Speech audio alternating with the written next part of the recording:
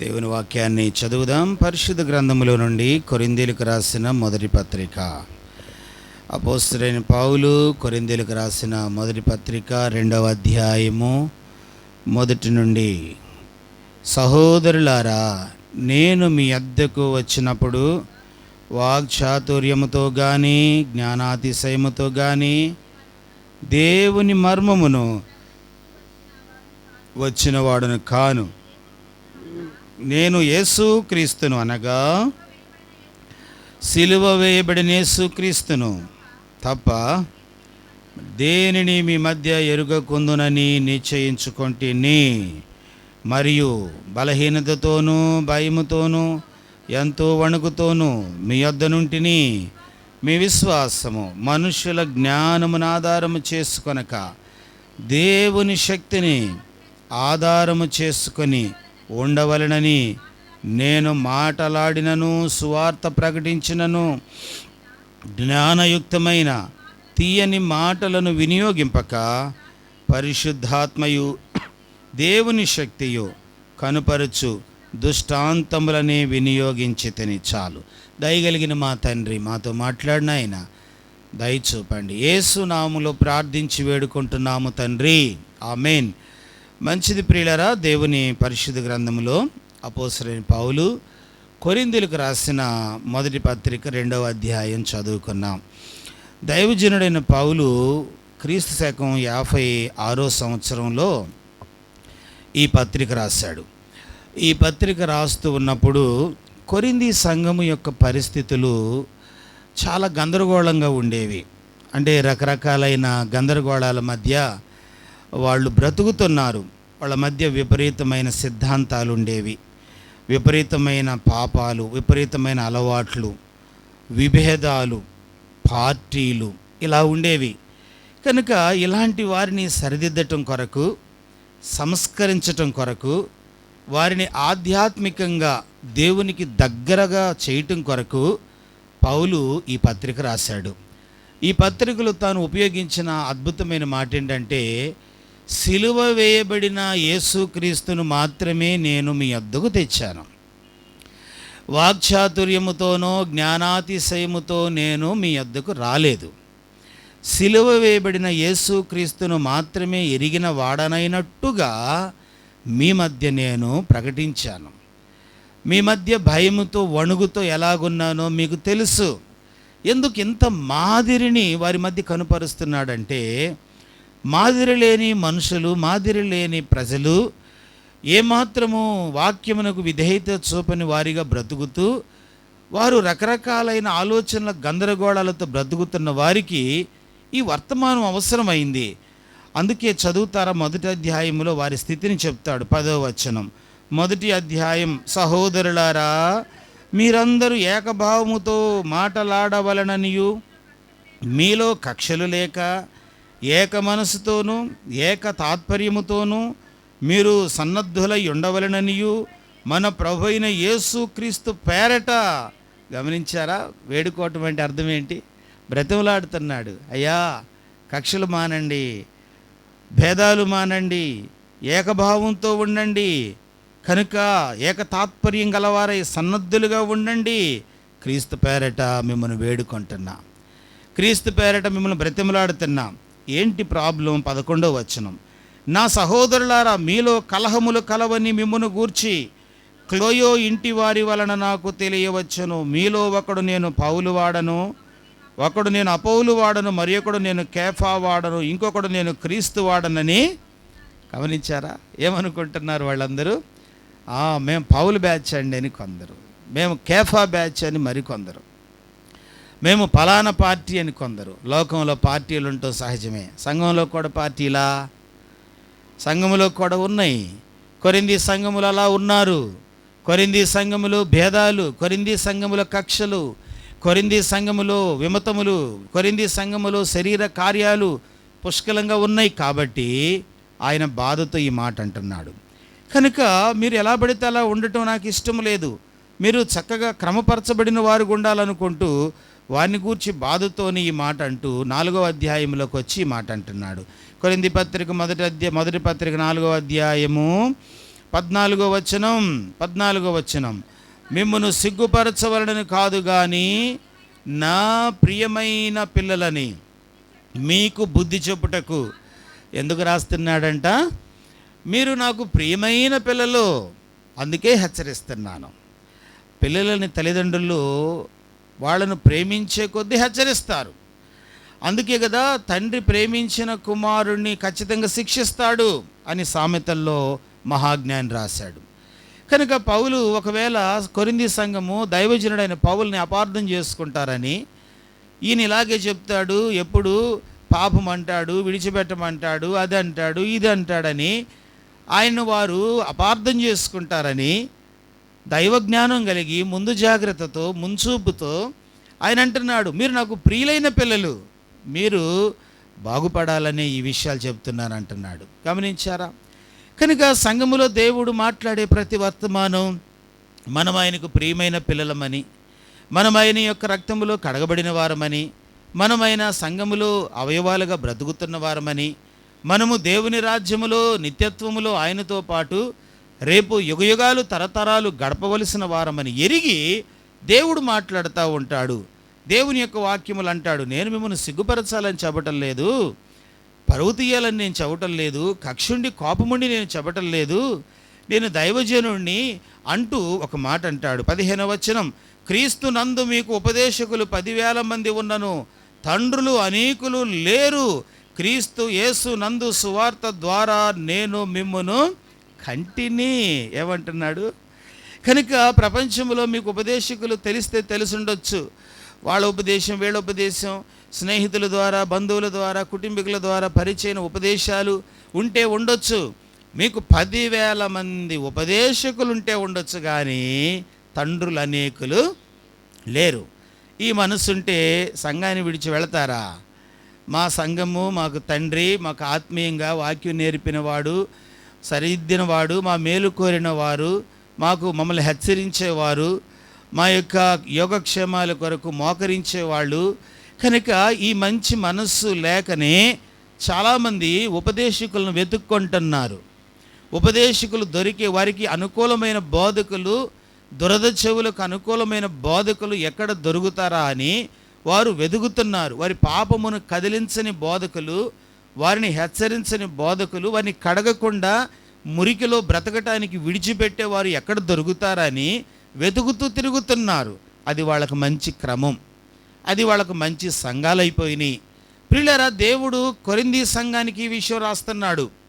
కొరింథీ సంఘములు ఏమంటున్నాడంటే, ఉపదేశకులు మీకు 10,000 మంది ఉండొచ్చు, కానీ తండ్రులు అనేకులు లేరు, నేను మిమ్మును సువార్త వలన కంటిని. అంటే అర్థం ఏంటంటే, నేను మీకు తండ్రిని అని చెప్తున్నాడు. కనుక తండ్రిగా ఉన్న వ్యక్తి బిడ్డల యొక్క క్షేమం కోరుకుంటాడు కదా, బిడ్డల మేలు కోరుకుంటాడు కదా, మేలుతోనే ఈ విషయాన్ని రాశాడు. ఇప్పుడు రండి, కొరింథీయులకు రాసిన మొదటి పత్రిక 2వ అధ్యాయములో ఆయన అంటున్నాడు, సిలువ వేయబడిన క్రీస్తును తప్ప మరి దేనిని మీ మధ్య నేను ఎరగకుందునని నిశ్చయించుకొంటిని అంటూ వారికి ఒక హెచ్చరికను జారీ చేశాడు. 4వ వచనం, మీ విశ్వాసము మనుషుల జ్ఞానమును ఆధారము చేసుకొనక దేవుని శక్తిని ఆధారము చేసుకొని ఉండవలెనని నేను మాటలాడినను, సువార్త ప్రకటించినను. ఆయన అంటున్నాడు, నేను జనరల్గా మాట్లాడినా మీ ఆత్మీయత కొరకే, నేను మెసేజ్ ఇచ్చినా మీ ఆత్మీయత కొరకే, నేను సరదాగా మాట్లాడినా మీ ఆత్మీయత కొరకే, కనుక నేను హెచ్చరించినా మీ ఆత్మీయత కొరకే, నేను మాట్లాడినను, నేను ఉపదేశించినను. మీరు ఎలాగుండాలంటే క్రీస్తును ఆధారం చేసుకున్న విశ్వాసంతో బ్రతకాలని మాట్లాడేనే కానీ జ్ఞానయుక్తమైన తీయని మాటలు. దినాల్లో చాలామందికి ఏ మాటలు అంటే అవసరం? జ్ఞానయుక్తమైన తీయని మాటలు. నీ అంతటి వాడు లేడు, నీకేంటక్క, నీకేంటన్నా, మీకేంటి, మీకు వంకబెట్టిన వాళ్ళు ఎవరు, మీరా, మీ గొప్పతనము మీ అని ఇలాగ మనుషుడిని పొగుడుతూ ఉంటే మనుషుడు ఈ తీయని మాటల్లో నరకానికి వెళ్ళే వరకు కూడా కళ్ళు తెరుచుకోడు. అర్థమైందా? బిడ్డలు మనకు చదువుతారని తెలుసు, అయినా మనం ఏమంటామంటే ఇంకా చదవాలరా ఎందుకంటారు మీరు చెప్పండి అన్నమాట. వాడు ఫస్ట్ క్లాస్ స్టూడెంట్ అని నీకు తెలుసు, అయినా కూడా ఇంకా చదవాలి, అది సరిపోదు అని ఎందుకంటావు? ప్రేమ లేఖనా? చెప్పండి, ప్రేమ లేఖనా? నీవు విశ్వాసమని సేవకునికి తెలుసు, నీలో కాస్త కూస్త భయభక్తులని అని తెలుసు, నీవు సమర్పణ కలిగిన వ్యక్తివని తెలుసు. అయినా ఎందుకు ఇంకనూ హెచ్చరిస్తారంటే, ఇంకా పరిపూర్ణతలోకి నీవు రావాలి, అది ఉద్దేశం. ఇంకను నీవు పరిపూర్ణమైన భక్తి జీవితంలోకి, దేవునికి దగ్గరగా, దేవునికి మహిమకరంగా ఎదగాలని దేవుడు తన సేవకుల హృదయాల్లో పెట్టే భారం అది. కనుక దేవుని సేవకుడు అంటున్నాడు, మీ విశ్వాసము మనుష్య జ్ఞానమును ఆధారము చేసుకొనక దేవుని శక్తిని ఆధారం చేసుకోవాలి. 2 మాటలు. విశ్వాసము మనుష్య జ్ఞానముతో ఉన్నదా, దేవుని శక్తి మీద ఆనుకొని ఉన్నదా? దేవుని వాక్యములో పౌలు అంటున్నాడు, కొరింథీ సంఘస్థులారా, మీరు కక్ష కలిగి, భేదాలు కలిగి, విమతములు కలిగి, కొట్లాటలు కలిగి, ఒకడేమో పౌలు అంటాడు, ఒకడేమో పేతురు అంటాడు, ఒకడు కేఫా అంటాడు, మరొకడు క్రీస్తు అంటాడు. కనుక ఇలాగూ మీరు పార్టీలుగా విభజించుకొని బ్రతుకుతూ ఉంటే మీ విశ్వాసము ఎలాగూ వృద్ధి చెందిద్ది? ఎలాగూ మీరు దేవుని బిడ్డలవుతారు? ఎలాగూ దేవునికి మహిమకరంగా జీవిస్తారు? అంటే ఉద్దేశం ఏంటంటే, మనమందరము కూడా దేవుని శక్తి మీద ఆనుకునే విశ్వాసపు జీవితాన్ని జీవించాలని దైవజనుడు కోరుకుంటున్నాడు. ఇందులో 2 విషయాలు నేను జ్ఞాపకం చేస్తాను. మొదటిగా, మనుష్య జ్ఞానమును ఆధారం చేసుకున్న విశ్వాసం. మొదటిగా ఏంటంట?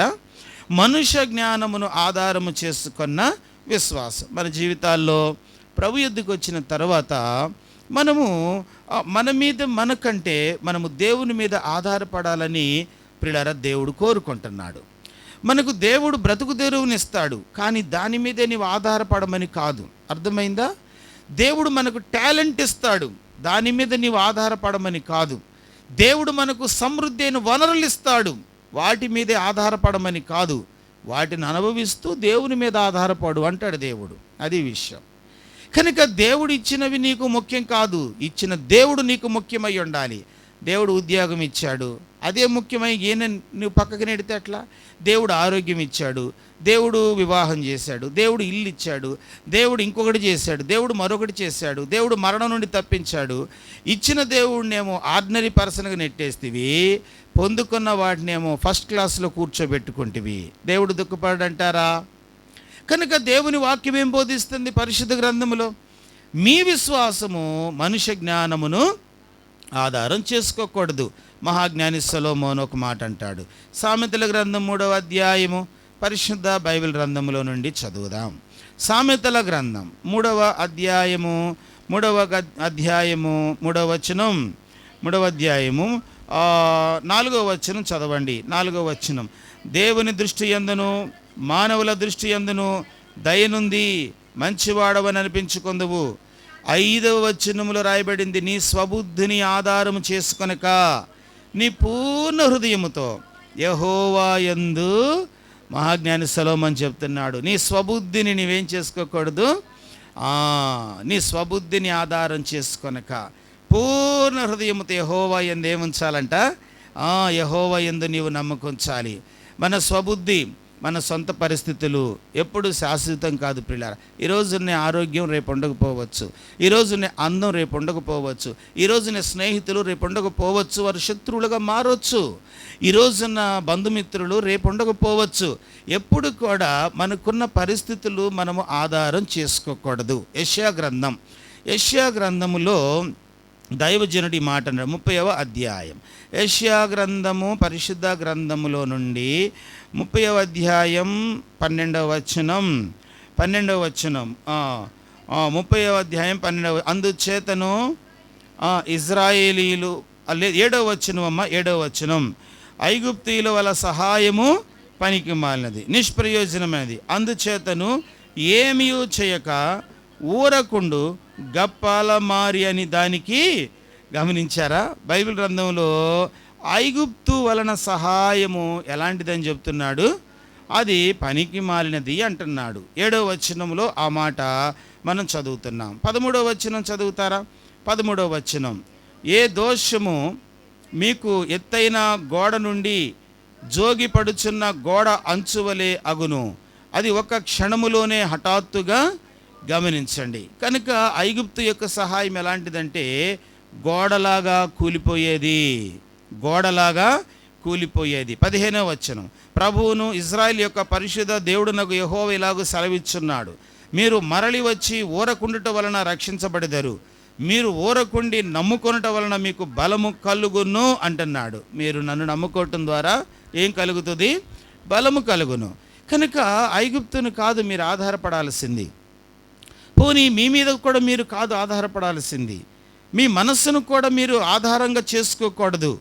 కనుక వాటిని ఆధారంగా చేసుకుంటే ప్రియులారా, ఒక దినాన మనుషుడు సిగ్గును అవమానాన్ని ఎదుర్కొంటాడు. ప్రపంచ చరిత్రలో ఎంతోమంది తమకున్న వాటిని ఆధారం చేసుకొని చివరికి నష్టపోయిన వాళ్ళు లేరంటారా? ప్రపంచాన్ని జయించిన ది గ్రేట్ అలెగ్జాండర్ తను తెలివిని తన శౌర్యాన్ని ఆధారం చేసుకునేవాడంట. క్రైస్తవ సహోదరుడు వచ్చి, అలెగ్జాండర్ ఫ్రెండ్ వచ్చి తనతో అంటాడు, అలెగ్జాండర్ ప్రపంచాన్ని జయించే బాగానే ఉంది, ఒకసారి ప్రభువుని తెలుసుకో, రక్షణ పొందు, శాశ్వతంగా మనం భూమి మీద బ్రతకలేము, ఈ లోకం తాత్కాలికం, కనుక ఈ లోకంలో ఏ రోజు ఎవడు రాలిపోతాడో తెలియదు అని చెప్తే కనుక తన స్నేహితుడు కాబట్టి విని నవ్వి విడిచిపెట్టేవాడే కానీ ఎప్పుడు కూడా దేవునికి మనసులో సరిగా చోటిచ్చేవాడు కాడు.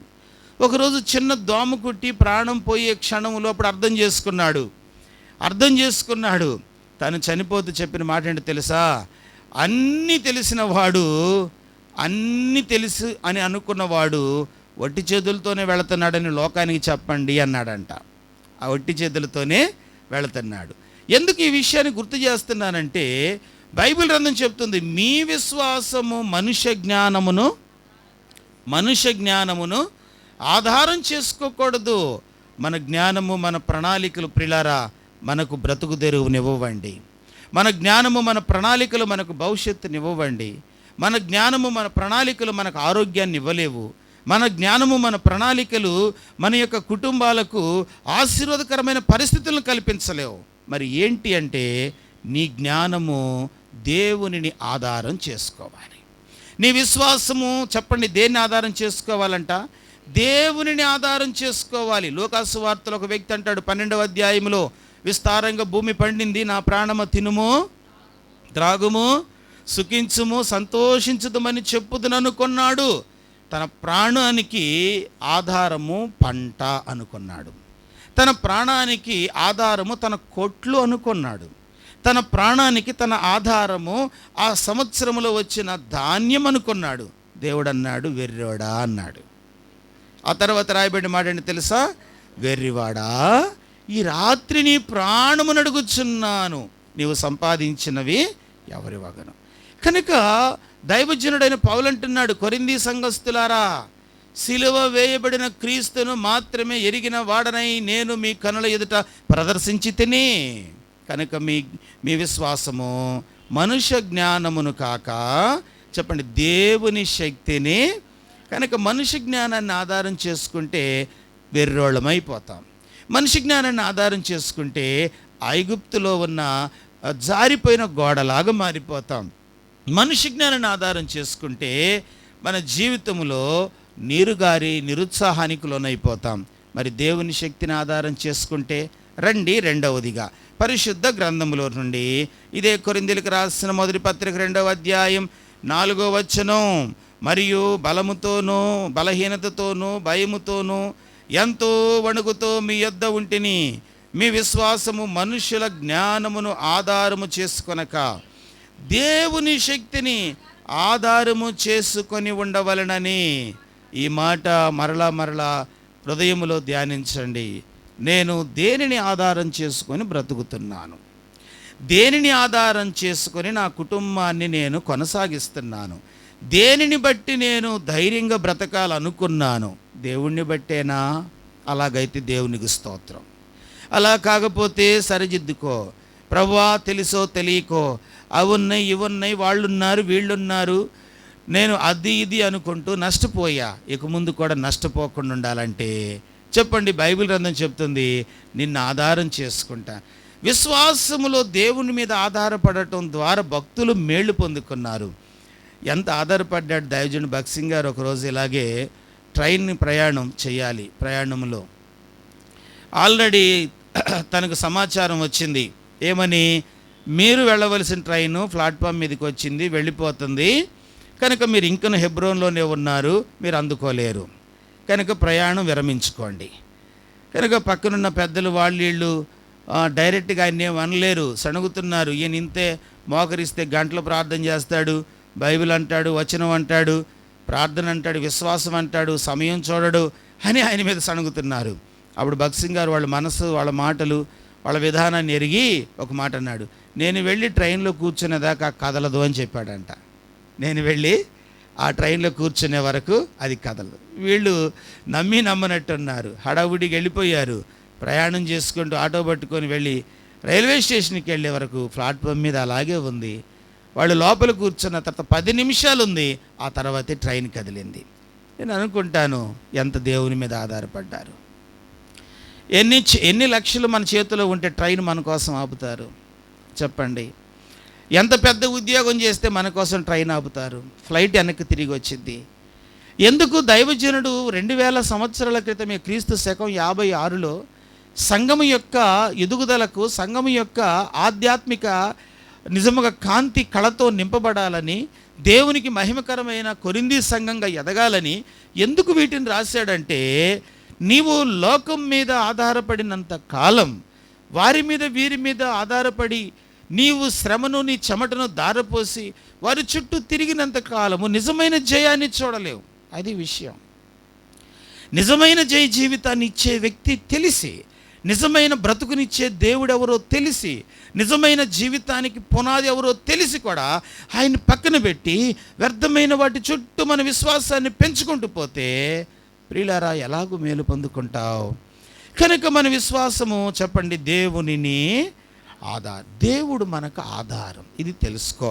బైబిల్ గ్రంథంలో దేవుడి మాట అన్నాడు. 1 సమూయేలు గ్రంథం 15వ అధ్యాయం, 1 సమూయేలు గ్రంథం 15వ అధ్యాయము 29వ వచనం. 1 సమూయేలు గ్రంథం 15వ అధ్యాయం 29. మరియు ఇశ్రాయేలీయులకు ఆధారమైన వాడు. ఎంత మంచి మాట అండి, ఎంత మంచి మాట ఇది. మరియు ఇశ్రాయేలీయులకు ఆధారమైన వాడు ఎవరు కాడంట? నరుడు కాడు. ఆధారమైన నరుడు కాడు అంటే నీవు ఆయన నరుడిలాగా ఫీల్ అవ్వకో, నీవు ఆయన కూడా ఒక స్నేహితుడిలాగా, మనిషిలాగా చూడకో. మనుషుల సహాయం వేరు, మనుషుల యొక్క ఆలోచన వేరు, దేవుని సహాయం వేరు. కనుక ఇశ్రాయేలుకు దేవుడు ఆధారంగా ఉన్నాడు. రాజులు మారొచ్చు, రాజ్యాలు మారొచ్చు, శత్రువులు దాడి చేయొచ్చు, పరిస్థితులు గందరగోళంగా ఉండొచ్చు. నీవు ఆత్మీయ సంబంధమైన ఇజ్రాయేలుగా ఉంటే, నీవు నిజమైన రక్షణ పొందిన బిడ్డగా ఉండి ప్రభువుని ఆరాధించి నమ్మకమైన సమర్పణ కలిగిన బిడ్డగా దేవుని కొరకు కష్టంలో, సుఖములో, సమృద్ధిలో, లేమిలో, ఇరుకులో, విశాలతలో కూడా విడవక సంఘములో నమ్మకమైన బిడ్డగా ఎదగాలే కానీ నీకు ఆధారమైన వాడు నరుడు కాడు. ఆధారమైన వాడు నరుడు కాడు. కనుక ఫరో లాంటి నరుడు సహాయం చేసినా ఉపయోగం లేదు. ఎంతమంది రాజులు సహాయపడినా దేవుని ప్రజలు తృప్తిపరచబడలేదు. దేవుడు అంటున్నాడు, నేను మీకు ఆధారము కాబట్టి మీ విశ్వాసం కూడా నన్ను మాత్రమే ఆధారం చేసుకోవాలి. ఈరోజు దేవుని బిడ్డగా విశ్వాసము దేనిని ఆధారం చేసుకున్నా? విశ్వాసం లేదని నేను అంటలేదు సుమా, నువ్వు విశ్వాసవే. ఎందుకు? ఆరాధిస్తున్నావు కదా, మందిరానికి వస్తున్నావు కదా, దేవునికి సమర్పణ కలిగి ఉన్నావు కదా, నువ్వు విశ్వాసివే. అయితే విశ్వాసివైన నీవు దేనిని ఆధారం చేసుకున్నావు? ఇది ప్రశ్న. విశ్వాసమే, కానీ ఈ విశ్వాసముతో దేనిని నీవు ఆధారం చేసుకుని బ్రతుకుతున్నావు? శాస్త్రుల పరిశీలకైతే అది కూడా లేదనుకోండి, వారికి అసలు విశ్వాసం అనేదే ఉండదు, వాళ్ళకి విమర్శలే ఉంటాయి. శాస్త్రుల పరిశీలకి ఏముంటాయి? విమర్శలు. ఎంత మంచి మేలైనా చేయనియండి యేసయ్య. కుంటోడికి కాళ్ళు ఇచ్చిన, గుడ్డోడికి కళ్ళు ఇచ్చిన, మోగోడికి నోరు ఇచ్చిన, చచ్చిపోయిన బ్రతికించిన, చివరికి ఇడిదిరిగి అంటారు విశ్రాంతి దినాన్ని అద్భుతం చేస్తాడేంటి? అసలు చూసారా? అరే మనం చేయలేని ఆయన చేశాడే, మనం పడని శ్రమ ఆయన పడుతున్నాడే, 10 మంది శ్రమ ఒక్కడి మీద వేసుకున్నాడే. కృతజ్ఞత లేదు, మంచి మనసు లేదు, నిజముగా కృతజ్ఞత మంచి ఆలోచన లేనే లేదు పరిసయ్యులకు, శాస్త్రులకు. యెరూషలేమును మనం బాగు చేయలేకపోయాం, ఆయన బాగు చేశాడు. బెతస్దా కోనేటి దగ్గర ఎందరినో బాగు చేశాడు. ఎందరినో కుష్ఠరోగుల్ని మనమైతే దూరం పెట్టాం, ఆయన హత్తుకున్నాడు. ఎంతోమంది గుడ్డోళ్ళని మనం నెట్టేసాం, ఆయనది కళ్ళు ఇచ్చాడు. కనుక స్తుతించి ఆరాధించి ఆయన పూజించాల్సిన శాస్త్రులు పరిసయ్యులు చెప్పండి ఆయన విమర్శించటం ఎందుకంటే వాళ్ళకు విశ్వాసము లేదు, వాళ్ళకు విమర్శలే తెలుసు. ఈరోజు దేవుని బిడ్డగా మన జీవితాల్లో మన విశ్వాసము దేనిని ఆధారం చేసుకుంది? మనము శాస్త్రుల పరిశీలనలో బ్రతకూడదు, అది ప్రమాదం. వారు సున్నం కొట్టిన సమాధులు గమనించారా? వారు భయంకరమైన అజితేంద్రియముతో కుళ్ళుతో బ్రతుకుతుంటారు. దేవుని సంఘం అలా కాదు. నీవు విలువైన వ్యక్తివి, ప్రభువుని ఎరిగిన వ్యక్తివి, రక్తములో కడగబడిన వ్యక్తివి, దేవుని యొక్క శరీరమును రక్తమును తిని త్రాగుతూ దినదినము క్రీస్తు సారూప్యంలో మార్చబడుతున్న వ్యక్తివి. నీవు స్పెషల్ దేవుని దృష్టిలో, నీవు ఒక ప్రత్యేకమైన వ్యక్తివి. గనుక నీ విశ్వాసం చెప్పండి ఎవరిని ఆధారం చేసుకోవాలి? కనుక అందరిలాగా నువ్వు పరిగెత్తకు, అందరిలాగా నువ్వు చూడకు, అందరిలాగా నువ్వు ప్రాకులాడకు. వారు లోకాన్ని ఆధారం చేసి లోకయుక్తిని ఆధారం చేసుకుంటారు, లోక పద్ధతులను వాళ్ళు ఫాలో అవుతారు, లోకం కొరకు వాళ్ళు ఆకలి దప్పులతో పరిగెత్తుతూ ఉంటారు. నీవు అలా కాకూడదు, ఎందుకంటే నీవు విశ్వాసివి. నీవు దేవుని శక్తిని ఆధారం చేసుకోవాలి. బైబిల్ గ్రంథములో దేవుని శక్తిని ఆధారం చేసుకున్న వారు ఎంత దీవించబడ్డారు. 2-3 గుర్తు చేస్తాను. ఆదికాండము 12వ అధ్యాయం, దానికి ముందు హెబ్రీలకు రాసిన పత్రిక 11వ అధ్యాయం. హెబ్రీలకు రాసిన పత్రిక 11వ అధ్యాయము, హెబ్రీ పత్రిక 11వ అధ్యాయం చెయ్యాలండి. దేవుడు అన్నాడు, అబ్రహామా నీ కుటుంబాన్ని తీసుకొని, నీ భార్య, నీ యొక్క కుటుంబ సభ్యులు లేకపోతే నీకున్న పశు సంపద వీళ్ళందరిని తీసుకొని నేను చూపించే దేశానికి బయలుదేరి వెళ్ళు. దేవుని యొక్క వాక్యం చెప్తుంది, అబ్రహాము ఎక్కడికి వెళ్ళవలెనో, ప్రభా ఎక్కడికి వెళ్ళాలి, ఏ ఊరు వెళ్ళాలి, ఎన్ని కిలోమీటర్లు, ఎండ ఎలా ఉంటుంది, వర్షం పడుతుందా, మార్గం ఉన్నదా, మధ్యలో స్టేషన్లు ఏమైనా ఉన్నాయా, అక్కడ ఏమైనా మరి శత్రువులు ఉంటారా, ఒకవేళ వాళ్ళు నా మీద దాడి చేస్తే నా పరిస్థితి ఏంటి, అక్కడ నేను వెళ్ళిన వెంటనే ఇళ్ళు ఏమైనా ఉన్నాయా, తోటలు ఏమైనా ఉన్నాయా, నా యొక్క వ్యాపారం చేసుకోవచ్చా, నా కుటుంబానికి అసలు ఇవేం అడగలేదండి. ఎక్కడికి వెళ్ళవలెనో ఎరుగకయే బయలు వెళ్ళాను. ఎంత నమ్మితే ఆ పని చేశాడు, ఎంత నమ్మితే ఆ పని చేశాడు. కనుక ఒక వ్యక్తికి ఎప్పుడు నీవు పూర్తిగా సరెండర్ అవుతావంటే ఆ వ్యక్తిని నమ్మినప్పుడే. దేవుని వాక్యం చెప్తుంది, దేవునికి నీవు ఎప్పుడు పూర్తిగా విధేయత చూపుతావంటే పూర్తిగా ఆయన్ని నమ్మినప్పుడే. ఆయనకు విధేయత చూపటం లేదంటే అర్థం ఏంటంటే, ఆయన వాక్యానికి విధేయత చూపటం లేదంటే అర్థం ఏంటంటే ఆయన్ని నమ్మటం లేదు. ఇంకంతకు మించి వేరే ఆన్సర్ లేదు. ఆయన్ని నమ్మటం లేదు. ఆయన్ని నమ్మే వ్యక్తులుగా ఉంటే ఆయన చెప్పినట్టు చేయడానికి ఇష్టపడతావు. అబ్రహాము వెళ్ళాడు, అబ్రహాము ఎక్కడికి వెళ్ళాలో ఎరుగకనే వెళ్ళాడు, పాదం పట్టే చోటు కూడా లేని సమయంలో వెళ్ళాడు. అపోస్తుల కార్యాలు 7వ అధ్యాయం ఏం జరిగింది? అపోస్తుల కార్యములు స్టెఫను సాక్ష్యమిస్తూ ఈ మాట అంటాడు. 2వ వచనం, అందుకు స్టెఫను చెప్పినదేమనగా, సహోదరులారా తండ్రులారా వినుడి, మన పితరుడైన అబ్రహాము హారానులో కాపురముండక మునుపు మెసొపొతేమియాలో ఉన్నప్పుడు మహిమగల దేవుడు అతనికి ప్రత్యక్షమై, నీవు నీ దేశమును నీ స్వజనమును విడిచి బయలుదేరి నేను నీకు చూపించబోవు దేశమునకు రమ్మని అతనితో చెప్పాను. అప్పుడు అతడు కల్దీల దేశమును విడిచిపోయి హారానులో కాపురముండెను. అతని తండ్రి చనిపోయిన తర్వాత అక్కడ నుండి మీరు ఇప్పుడున్న కాపురమున్న దేశమందు నివసించుటకై దేవుడు అతన్ని తీసుకొని వచ్చాను. ఆయన ఇందులో అతనికి పాదము పట్టినంత భూమినైనను స్వాస్యముగా నీయక, అతనికి కుమారులు లేనప్పుడు అతనికిని అతని తరువాత అతని సంతానమునకు దానిని స్వాధీనపరుతునని అతనికి వాగ్దానము, పాదము పట్టే చోటు కూడా ఇవ్వనప్పుడు దేవుడు చేసిన వాగ్దానం. అబ్రహాము నమ్మెను. ఆదికాండం 15:6, అతడు యెహోవాను నమ్మెను, అది అతనికి నీతిగా ఎంచబడెను. ఈరోజు దేవుని బిడ్డగా దేవుని ఆనుకునే విశ్వాసం, మనము మన యొక్క శరీరమును మన యొక్క లోక సంబంధమైన పరిస్థితులను ఆనుకునే విశ్వాసాన్ని విడిచిపెట్టి, చెప్పండి మన విశ్వాసం ఎవరిని ఆనుకోవాలంట? దేవునిని. అబ్రహాము దేవుణ్ణి ఆనుకున్నాడు, తన యొక్క విశ్వాసమును దేవుని మీద పెట్టాడు, దేవుని మీద ఆనుకోవటానికి ఇష్టపడ్డాడు. కాబట్టి అతని మూలముగా చెప్పండి అనేకులు ఏమయ్యారు? ఆశీర్వదించబడ్డారండి. అతని మూలముగా అనేకులు ఆశీర్వదించబడ్డాడు. ప్రపంచంలో ఈరోజు అనేకులు ఆశీర్వదించబడ్డారంటే అబ్రహామే కారణం. అబ్రహామును బట్టి నిజముగా 12 గోత్రాలు నేడున్న ఇజ్రాయిల్ యూదులు, వారి టెక్నాలజీ, వారు కనిపెట్టిన వస్తువులు, వారు సమాజానికి నేర్పిన పాఠాలు, వారు ప్రపంచానికి ఇచ్చే భౌతిక సంబంధమైన ఈవులు వారు సంఖ్యలో కొద్దిగా ఉన్న ప్రపంచానికి వాళ్ళు అందించే అద్భుతమైన సహాయము, ఆలోచన ఎంత గొప్పది. వారు భౌతిక సహాయం చేసిన వాళ్ళే కాదు, ఆత్మీయ సహాయం కూడా చేసిన వాళ్ళు. కనుక యేసుక్రీస్తు ప్రభువారు వారిలో నుండే వచ్చాడు, అపోస్తలులు వారిలో నుండే వచ్చారు, సువార్తికులు వారిలో నుండే వచ్చారు. వారు మన దేశం ఒకరు వచ్చారు. మన దేశం ఆ పట్టణము నుండి, ఆ దేశము నుండి, ఆ గడ్డ మీద నుండి తోమ మన దేశానికి వచ్చాడు. మనకు ఆశీర్వాదం కాలేదా? క్రీస్తు శకం 56 సంవత్సరం తర్వాత నిజముగా అపోస్తుడైన పౌలు పరిచర్యలో, పేతురు పరిచర్యలో, తోమా పరిచర్యలో భారతదేశంలో సువార్తీకరణ జరిగింది. అనేకులు దీవించబడ్డారు. చీకట్లో ఉన్నవాళ్ళు, పాపములు ఉన్నవాళ్ళు, వ్యసనంలో ఉన్నవాళ్ళు, దుర్వ్యసనాల్లో బ్రతుకుతున్న వాళ్ళు, సత్యం అంటే ఎరగక సత్యం అనుకుంటూ భ్రమపడుతున్నవారు, దేవుడంటే ఎరగక దేవుడు అనుకుంటూ అమాయకంగా బ్రతుకుతున్న వారికి నిజదేవుడిని తీసుకొచ్చిన మనుషులు వాళ్ళు. ఎంత ఆశీర్వాదం దొరికింది. కనుక నీ విశ్వాసము దేవుని ఆధారం చేసుకుంటే నీవు దీవించబడటం కాదు, నీవు అనేకులకు ఎలాగుంటావు?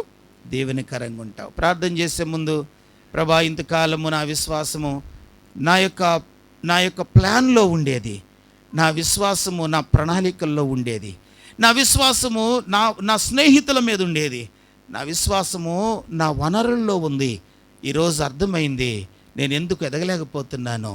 నా విశ్వాసం నీ మీద ఉండాలి, నా విశ్వాసం నీ మీద ఆధారపడాలి. అబ్రహాము లాంటి విశ్వాసం నాకు నేర్పని ప్రభువుని అడిగితే ఎంత బాగుండు. కేవలం అబ్రహాం మాత్రమే కాదు. మొదటి సమూయేలు గ్రంథం 17వ అధ్యాయం, మొదటి సమూయేలు గ్రంథం 17వ అధ్యాయము 45వ వచనం. మొదటి సమూయేలు గ్రంథం 17వ అధ్యాయం 45. దావీదు, నీవు కత్తియు ఈటయు బల్లెమును ధరించుకొని నా మీదికి వచ్చుచున్నావు. అయితే నీవు తిరస్కరించిన ఇశ్రాయేలు సైన్యములకు అధిపత్యకు యెహోవా పేరట నేను నీ మీదికి. దావీదుకు దేవుని పేరట వెళ్ళటం ఎంత నమ్మకం. కనుక గొలియాతుకైతే కత్తి అంటేనే నమ్మకం, ఈటంటే నమ్మకం, డాలంటే నమ్మకం. దావీదు యొక్క నమ్మకం అంతా తన యొక్క అనుభవం, దావీదు యొక్క నమ్మకం అంతా తన యొక్క రూపం, గొలియాతు యొక్క నమ్మకం అంతా కూడా తన ఆయుధాలు, గొలియాతు యొక్క ఆ యొక్క ఆలోచన అంతా కూడా తన అనుభవం అయి ఉన్నది. కానీ దావీదు విషయంకి వస్తే చెప్పండి, ఆయన అంటాడు ఇశ్రాయేలీల దేవుడు. కనుక సమూయేలు గ్రంథం 15లో ఇజ్రాయేలుకు ఆధారమైన నరుడు కాడనే మాట దావీదు చెవిని పడి ఉంటుంది. దావీదు ఆ విషయాన్ని చదివి ఉంటాడు. ఇశ్రాయేలుకు ఆధారమైన నరుడు కాడు కదా, కనుక ఈ నరుడికి నేనెందుకు భయపడాలనుకున్నాడు. కనుక ఏలాలోయలో ఉన్న గొలియాతుతో దేవుని సేవకుడు దావీదు మాట్లాడుతున్నాడు. నీవు కత్తి ఈటె డాలు తీసుకున్నా మీదికి వస్తున్నావు, నేనైతే చెప్పండి ఇశ్రాయేలు దేవుడైనా నీ జీవితంలో గొలియాతున్నాడేమో. రోగమనే గొలియాతు, కరువనే గొలియాతు, నిందనే గొలియాతున్నాడేమో. నీ జీవితంలో అసమాధానము, అశాంతి అనే గొలియాతు కుటుంబంలో ఏలుబడి చేస్తున్నాడేమో. భయపడకు, దావీదులాగా ఆలోచించటం నేర్చుకో, దావీదులాగా మాట్లాడటం నేర్చుకో, దావీదులాగా నడవటం నేర్చుకో, దావీదు వలె యుద్ధం చేయటం నేర్చుకో. శరీరముతో పోరాడకు, శత్రువును శత్రువుగా పోరాడకు. వాడు శత్రువే, నువ్వు ఆత్మీయురాలుగా పోరాడు. వాడు శరీరుడే, నువ్వు ఆత్మీయుడిగా ఉండి పోరాడు. దేవుని యొక్క సేవకుడు దావీదు కత్తి తీసుకుంటే కత్తి, ఈట తీసుకుంటే ఈటే, డాలు తీసుకుంటే డాలు తీసుకోలేదు. అర్థమైందా? కనుక వాడేమో భౌతిక ఆయుధాలన్నీ గొలియాతు తీసుకుంటే, దావీదు ఇశ్రాయేలు దేవుడైన యెహోవాను తీసుకొని, మనకు తెలుసు ఎవరికి జయం వచ్చింది చెప్పండి. ఇశ్రాయేలు దేవుడైన యెహోవా పేరట యుద్ధ భూమిలో కాలుబెట్టిన దావీదు గొప్ప జయంతో తిరిగి వచ్చాడు. దేవుని మీద నీ విశ్వాసం ఆనుకున్నప్పుడు చెప్పండి, నువ్వేం పొందుకుంటావు? నీవు జయాన్ని పొందుకుంటావు. శత్రువుని బట్టి దిగులు పడుతున్నావేమో. పరిస్థితులు శత్రువులాగా కోరల చాపి మీదకు వస్తున్నాయి, భిన్నంగా ఉన్నాయి. భవిష్యత్తును గూర్చిన భయాలు, రోగాన్ని గూర్చిన భయాలు, ఆర్థిక ఇబ్బందులు గూర్చిన భయాలు, కుటుంబంలో ఉన్న గందరగోళాన్ని బట్టి భయాలు, లోకములో ఉన్న పరిస్థితులను బట్టి భయాలు గొలియాతులాగా నీ ముందుకు వచ్చినాయేమో. బైబిల్ చెప్తుంది, దావీదులాగా దేవుని మీద ఆధారపడు. దావీదు వలె మాట్లాడటం నేర్చుకో, దావీదు వలె ఆలోచించటం నేర్చుకో, దావీదు వలె విశ్వాసముతో యుద్ధ భూమిలోకి అడుగుపెట్టడం నేర్చుకుంటే తప్పక దేవుడు నీకే విజయం ఇస్తాడు. పౌలు అంటున్నాడు, కొరింథీ సంఘస్థులారా, మీ విశ్వాసము మనుష్య జ్ఞానమును ఆధారం చేసుకొనక. మరేం ఆధారం చేసుకోవాలంట? దేవుని శక్తిని. ఈరోజు ప్రభువా, నీ శక్తిని ఆధారం చేసుకుంటానయ్యా, నీకోసం నేను బ్రతుకుతాను. దేవుని యొక్క సేవకుడు పౌలు అంటాడు, ఎలాగైనాను సరే పునరుద్ధాన బలమును ఎరుగు నిమిత్తము. ఆయన అంటాడు కదా, మృతులలో నుండి లేచిన క్రీస్తు యొక్క శక్తిని ఎరుగు నిమిత్తము, పునరుద్ధారుడైన క్రీస్తు బలమును ఎరుగు నిమిత్తము నాకు ఏవేవి లాభకరములైన వాటన్నిటినీ క్రీస్తు నిమిత్తము పెంటతో సమానముగా నష్టముగా నేను ఎంచుకున్నాను. కనుక దైవజనుడైన పౌలు దేవుని శక్తితో నింపబడ్డాడు. అందుకే అతని నడిగొడ్డు తగిలితే రోగాలు పోయినాయి, అతడు మాట్లాడితే ఆత్మల రక్షణ పొందినాయి, అతడు అనేకులకు దీవెనికరంగా మారాడు, పేతురు అనేకులకు దీవెనికరంగా మారాడు, తోమ అనేకులకు దీవెనికరంగా మారాడు. నీవు కూడా అనేకులకు దీవెనికరంగా మారాలి. మోకరించు, ప్రార్థన చేసుకుందాం. ఈ యొక్క ఉదయకాలం, ప్రభువా నన్ను కనికరించవా, నేను నీ మహిమ కొరకు బ్రతుకుతానయ్యా. నేను ఇప్పటి వరకు నా జీవితంలో నా విశ్వాసాన్ని మనిషి జ్ఞానంతో ముడిపెట్టుకున్నాను, మనిషి జ్ఞానముతో, నా ప్రణాళికలతో ముడిపడి ఉంది నాయన. అందుకే నేను ఫెయిల్ అవుతూ వచ్చాను, అందుకే నేను సరైన విజయాన్ని చూడలేకపోయినా ఈ దినం నాతో మాట్లాడావు. నన్ను కనికరించు. నేను దావీదు వలె, నేను అబ్రహాం వలె, నేను నా విశ్వాసాన్ని నీ మీద చూయించుకుంటా, నీ మీద ఆనుకుంటానయ్యా. నీ మాటను నమ్ముతా, నీ వాక్యాన్ని నమ్ముతాను, నీ మాటకు విధేయత చూపుతాను. నన్ను కనికరించు, నాకు జయమియవా. చిన్న ప్రార్థన చేసుకుంటావా? చిన్న ప్రార్థన చేసుకో. నీవు ఓటముల మధ్య ఉన్నావేమో, నలిగిన స్థితిలో ఉన్నావేమో, లేక భయాల మధ్య ఉన్నావేమో, బలహీనతల మధ్య ఉన్నావేమో. దిగులు పడకు, విచారించుకో. ప్రభువు నీకు సహాయం చేస్తాడు. పౌలు అంటున్నాడు, కొరింథీ సంఘస్థులారా అని, ఈ దినము దేవుడు నీతో మాట్లాడుతున్నాడు. మీరు మీ విశ్వాసాన్ని మనుష్య జ్ఞానంతో ముడిపెట్టుకోండి. మీరు విశ్వాసము కలిగిన వారే కానీ మీరు దేవుని శక్తిని ఆధారం చేసుకోండి అంటున్నాడు. ప్రభువా, దైవజనులకున్న విశ్వాసం నాకే, మా పూర్వీకులకున్న విశ్వాసాన్ని నాకు ఇవ్వండి, మా యొక్క మిషనరీలకున్న విశ్వాసాన్ని మాకు ఇవ్వండి నాయన. నీ మీద ఆనుకోవటం మాకు నేర్పండి నాయన. నీ మీద ఆనుకొని బ్రతకటం నాకు నేర్పు నాయన.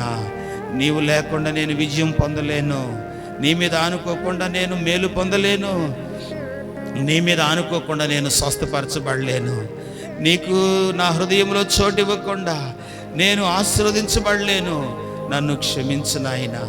నా విశ్వాసమును రకరకాలుగా వాడుకున్నాను, నా విశ్వాసాన్ని లోకంలో తిప్పాను, నా విశ్వాసాన్ని వ్యర్థమైన వాళ్ళ యొక్క ప్రయోగించాను, నా విశ్వాసాన్ని నేను ఉపయోగం లేని వాటికి నేను వాడుకుంటూ వచ్చాను. ఈరోజు నేను నీ మీద ఆనుకుంటానయ్యా, నాకు సహాయం చేయి. నిన్ను నూతనపరచడానికి, నిన్ను బలవంతురాలుగా చేయటానికి, నిన్ను బలవంతుడిగా మార్చడానికి, నిన్ను గొప్ప వ్యక్తిగా చేయటానికే ప్రభు నీతో మాట్లాడుతున్నాడు. ప్రభు నిన్ను దర్శిస్తున్నాడు. ప్రార్థన చేసుకుంటావా? అలాంటి కృప పరిశుద్ధాత్మ దేవుడు మనందరికీ అనుగ్రహించినట్లు ప్రార్థనాపూర్వకంగా ప్రవహించుద్దాం.